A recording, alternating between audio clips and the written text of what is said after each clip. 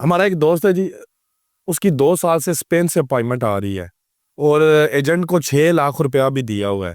अब वो अपॉइंटमेंट आ रही है और 2 साल से तकरीबन हम देख रहे हैं, अब वो किसी तरफ नहीं लग रहा। मुझे ये बताएं अपॉइंटमेंट कैसे ली जा सकती है किसी भी एम्बेसी? अपॉइंटमेंट जो है वो एम्बेसी की वेबसाइट से ले सकते हैं। इसके कोई चार्जेस नहीं है, जस्ट जो बीएसएफ या बीएलएस ने चार्जेस रखे हुए हैं वो आपने पे करने हैं।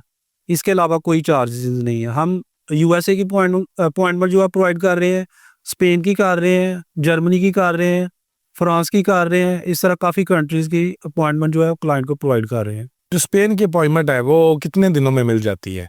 मैक्सिमम 1 मंथ में मिल जाती है। मैक्सिमम 1 मंथ जी में मिल जाती है। और इसके चार्जेस एज एम्बेसी चार्जेस होते हैं या जो उसमें आपकी कंसल्टेंसी बीएलएस फीस की होती है? वेबसाइट पे हैं वही चार्जेस हैं वही इसके। चार्जेस है, यानी कोई एक्स्ट्रा चार्जेस नहीं है? नहीं नहीं, एक्स्ट्रा नहीं है। नहीं उसमें आप अपनी कंसल्टेंसी भी नहीं लेते? कंसल्टेंसी लेते हैं, अगर फाइल हमसे करवाए तो फ्री है बिल्कुल।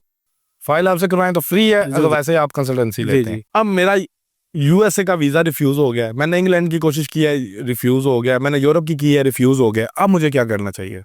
आप पहले जो आपने DS-160 फॉर्म प्रीवियस फिल किया था उसकी कॉपी हमें दे, हम देखते हैं कि उसमें वीक पॉइंट कौन से हैं, उनको हम दूर करेंगे, उसमें चेंजेस करके तो फिर अप्लाई करेंगे, फिर इंशाल्लाह आपका लग जाएगा।